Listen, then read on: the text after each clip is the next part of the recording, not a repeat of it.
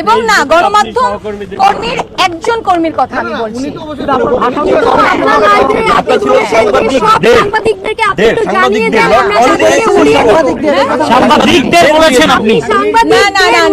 আমি বলেছি এই সেন্সিটিভ ওয়ার্ডটা নিয়ে যারা লিখবে আমি তাদের ব্যাপারে মামলা করব। হ্যাঁ, আমি রাগ করে জিত করে বলেছি উড়িয়ে দিব, অবশ্যই বলেছি, কিন্তু আমি কিন্তু অবশ্যই বলেছি যারা সেন্সিটিভ, অবশ্যই ভাইয়াদেরকে আমি একটা কথা বলতে চাই, অবশ্যই আমি রাগ করে একটা কথা বলেছি। এটা সে যেমনটা ভুল করেছে হয়তো আমিও এটা ভুল করেছি, যেমন আপনাদের খুব খারাপ লাগছে চিন্তা করে তানজিন তিশা এই কথাটা বললো। আমরা এটা তীব্র প্রতিবাদ জানাচ্ছি আপনার কাছে এবং আপনার কাছে আমরা বিচার চাইছি যে একজন সাংবাদিককে কিভাবে নাম গণমাধ্যমের মধ্যে সে বলে গেল। আসলে আমি আপনাদের কথা বুঝছি, যেহেতু আমরা আমাদের কাছে তো সবাই কমপ্লেন করতেই পারে এবং সকল শ্রেণীর মানুষ, ধনী গরিব তারকা বিভিন্ন শ্রেণীর মানুষ আমাদের কাছে আসে, আমরা ওনাদের কমপ্লেনও রাখি, আমরা তদন্ত করি। আসসালামু আলাইকুম, আমি আপনাদের কাছে দেখাবো এবার ডিবি কার্যালয়ে আসলেন তানজিন তিশা, কিন্তু কেন যা জানলে আপনারা অবাক হয়ে যাবেন। আর এইদিকে তানজিন তিশার বিষয়টি নিয়ে কি বললেন ডিবি প্রধান হারুন স্যার। তো আজকের ভিডিওটি অত্যন্ত গুরুত্বপূর্ণ, আমি আশা করবো যে আপনারা এই সম্পূর্ণ ভিডিওটি দেখবেন, আর এই সম্পূর্ণ ভিডিওটি দেখলেই বিস্তারিত জানতে পারবেন। আর এই ভিডিওটি দেখানোর আগে আপনাদের কাছে আমার ছোট্ট একটি রিকোয়েস্ট, আপনারা যদি চ্যানেলে নতুন হয়ে থাকেন তাহলে নিত্য নতুন আপডেট নিউজ সবার আগে পেতে আমার এই চ্যানেলটি সাবস্ক্রাইব করে আমার সাথে থাকুন। আর এখন চলুন কথা না বাড়িয়ে আমরা ভিডিওটি দেখে আসি। স্পেসিফিক তামিম নামী ছেলেটাকে বলেছি যেটা চ্যানেল 24 এর, আমি কিন্তু আপনাদেরকে বলিনি, কারণ আপনারা কিন্তু আমার সহকর্মী, আপনারা কিন্তু আমাকে নিয়ে ভালোও লিখেছেন খারাপও লিখেছেন বা যে কোনো তারকাকে নিয়ে। সো তারপরে সে যেটা করেছে আমার অডিও রেকর্ডটা সে ফাঁস করে দেয়, কিন্তু সে কিন্তু একটাবার, আমি কোশ্চেনটা নিজের মুখ দিয়ে বলবো না, আপনাদেরকে পার্সোনালি আমি কোশ্চেনটা দেখিয়ে দিব, ঠিক আছে? এটা কোনো আরেকটা কথা, একটা সাংবাদিক কখনো মানে সে যদি মিডিয়া কর্মী হয় আমি তাকে সাংবাদিক হিসেবে গণ্য করি না। আমি সরি, সে যেই আমাকে কোশ্চেন করেছে আমি তাকে সাংবাদিক হিসেবে গণ্য করি না। আপনারা হয়তো জানেন সে কি আমাকে একটা জিনিস উনি আমাদেরকে যে জিনিসটা বলেছেন ওই গণমাধ্যম কর্মী, উনিও একটা সোর্স থেকে যিনি তাকে বলেছেন আপনাদের একজন সহকর্মী তাকে যেটা জানিয়েছেন। এখন আমি আসতে চাই যে আপনাদের সহকর্মী বা আপনাদের যারা দীর্ঘদিনের কাজের মানুষ পাশে যারা থাকেন তারাই আপনাদের নামে কথাগুলো ছড়ান, এটা উচিত না। আমরা সবাই চাই আমাদের একটা সুস্থ সোর্সিং করে তার কোনো সোর্স থেকে। কথা বলি আপনাকে, আমি আজকে এসেছি শুধুমাত্র এই ব্যাপারটা নিয়ে ক্লিয়ার করতে। একটা কথা বলি, ব্যাপারটা যদি কোনো সহকর্মী বলেও থাকে আমার মনে হয় না এটা কোনো সাংবাদিকের রুলস এন্ড রেগুলেশনের মধ্যে পড়ে যে আপনি একটা নারী তারকাকে কোশ্চেন করতে পারবেন। আপনাদের রুলস এন্ড রেগুলেশনের মধ্যে কি এটা পড়ে? এথিক্সের মধ্যে পড়ে, এথিক্সের মধ্যে যেতে পারে। আমি শারীরিক এবং মানসিকভাবে আমি অসুস্থ ছিলাম এই টাইমে, আই এম সরি। আমার কাছে মনে হয় সে যদি আমার কোনো সহকর্মী ভাই হয়, সহকর্মী সাংবাদিক হয়, সে কখনোই আমাকে কোশ্চেন করতে পারে না। এটা কোনো সাংবাদিকের এথিক্সে পড়ে না। সহকর্মী যেহেতু বলছেন আসলে একসাথে কাজ করতে গেলে দুঃখ সুখ সবকিছু আসলে প্রশ্ন করা যেতেই পারে, সেই ক্ষেত্রে আপনি কেন তাকে? আমার কাছে মনে হয় আমি তাকে ব্লেম করছি, আমি এখনো তাকে ব্লেম করব। ভাইয়ারা আপনারা সাংবাদিক, আমি আপনাদেরকে সম্মান করি, আমি ভালোবাসি, কারণ আপনাদের জন্য আজকে আমি তানজিন তিশা হয়েছে, আমি এখানে দাঁড়িয়ে আছি। সো আমার কথা হচ্ছে সে যে কোশ্চেনটা আমাকে যে মোমেন্টে করেছে, আমি শারীরিক এবং মানসিকভাবে আমি তখন সুস্থ না, সেটা আরেকটা কথা বলতে হচ্ছে ব্যক্তিগত লাইফ, ব্যক্তিগত লাইফ সবার এবং অডিয়েন্সের দর্শকদের ব্যক্তিগত লাইফ তো আপনাদের সবার আছে, আমারও আছে, প্রত্যেকটা তারকার আছে। আপনারা আমার ব্যক্তিগত লাইফ নিয়ে লিখতে পারেন, এতে আমার কোনো আপত্তি নেই, আমি লাইভেও বলেছি, কিন্তু ব্যক্তিগতরও একটা লিমিট আছে। আপনি যে একজন ফিমেল তারকাকে একটা কোশ্চেন করবেন, আই এম সরি, আপনারা এখন আমাকে সাংবাদিকরা আপনারা আমাকে ঘিরে ধরলেও আমি মানবো না যে সে রাইট বলেছে। যে সহকর্মী অনেক কিছু বলতে পারে। আমি আরেকটা রেকর্ড দেখলাম যে আমার কোন সহকর্মী বলেছে যে সহকর্মী না, সে কোনো সহকর্মী না, এগুলো বানানো। আমার কোনো সহকর্মীরা বলতেই পারে না, বিকজ আমার সহকর্মী জানে যে আমি গরিব মানুষের পাশে কতটুকু দাঁড়াতে পছন্দ করি, আমি মানুষের সাথে কেমন ব্যবহার, আমার ফ্যামিলিয়ার ব্যবহার। আমার কোনো সহকর্মী এরকম মিথ্যা কথা বলতেই পারে না, সো এগুলো বানানো। আপনার সহকর্মী আড়াল করার কোনো চেষ্টা করছেন?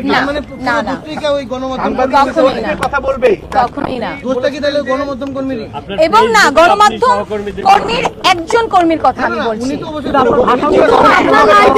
প্রশ্নটা ছিল সাংবাদিকদের সাংবাদিকদেরকে আপনি তো জানিয়ে সাংবাদিকদের দেন আমরা তাদেরকে উড়িয়ে দেব।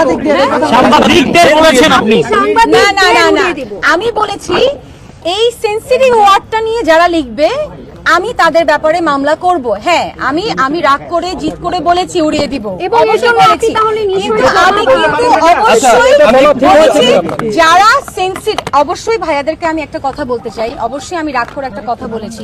এটা সে যেমনটা ভুল করেছে হয়তো আমিও এটা ভুল করেছি, যেমন আপনাদের খুব খারাপ লাগছে চিন্তা করে তানজিন তিশা এই কথাটা বললো উড়িয়ে দিবে আমাদেরকে, এটা কিন্তু আপনাদের জায়গাতে আপনাদের খারাপ লেগেছে, বাট এটা কিন্তু আপনাদের এথিক্সের জায়গা থেকেও আপনাদের চিন্তা করতে হবে।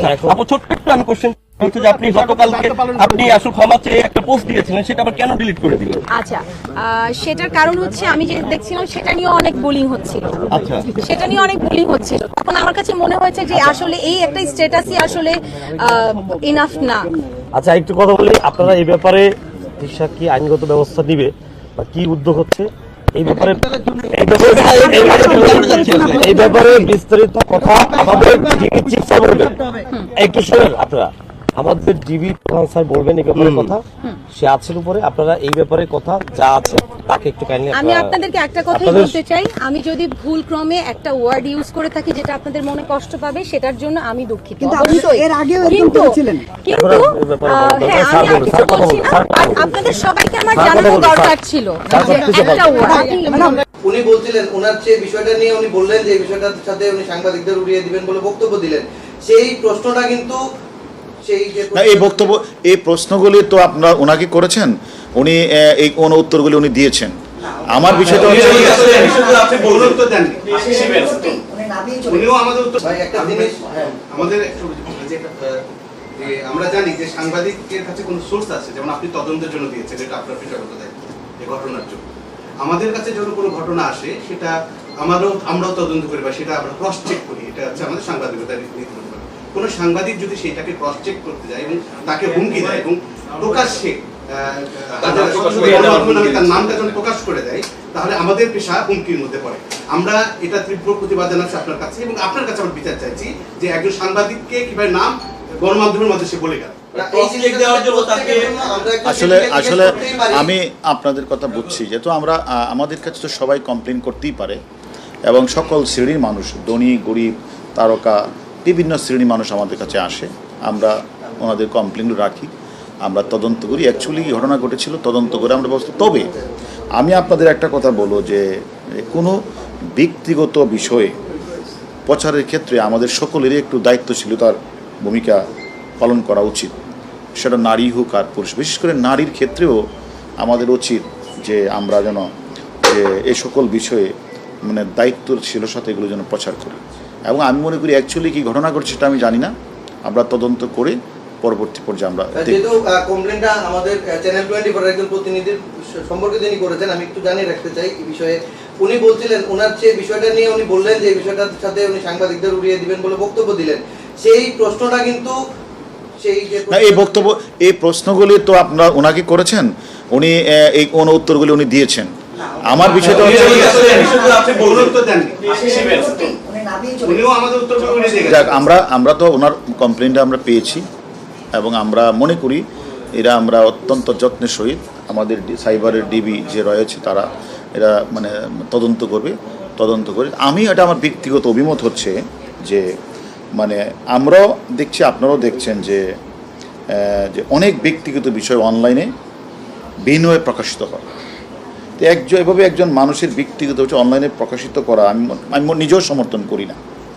তো একজন নারী তো আমি মনে করি আরও আমাদের সকলের ঘরে নারী আছে, মা আছে, বোন আছে, সেক্ষেত্রে আমি মনে করি কারো পার্সোনাল বিষয়ে মানে অ্যাটাক না করা বা এগুলি প্রকাশিত না করাই ভালো। তবে অ্যাকচুয়ালি এখানে কী ঘটনা ঘটেছে সেটা আমি মনে করি আমরা তদন্ত করে তাকে কিন্তু নিউজ করা হয়নি, একটা সোর্স একটা খবর দিয়েছে, ওই বিষয়টা হচ্ছে ক্রস চেক দেওয়ার জন্য তাকে ফোন দেওয়া হয়েছে যে এই ব্যাপারটা কি সত্য কিনা বা আপনি কি বলবেন। তো এইটার জন্য কি সে মামলা করতে পারে বা আমি বলি এই প্রশ্নটা আসলে আপনারা উনি একজন মনে করেছেন সাইবার বুলিংয়ের শিকার হয়েছেন, নির্যাতনের শিকার হয়েছেন, এতে ওনার মান সম্মান নষ্ট হচ্ছে, সেই বিষয়টা বিবেচনা করে উনি ডিবি অফিসে এসেছেন। উনি আমাদের কাছে কমপ্লেন করেছেন, এই কমপ্লেনটা আমরা রেখেছি। যেহেতু আপনারা জানেন শুধু সে না, অনেকেই ব্যক্তিগতভাবে কোনো সমস্যায় পড়লে সাইবার বুলিংয়ের শিকার হলে আমাদের কাছে আসে, আপনারাও আসেন অনেকে, এটা আমরা তদন্ত করে দেখব।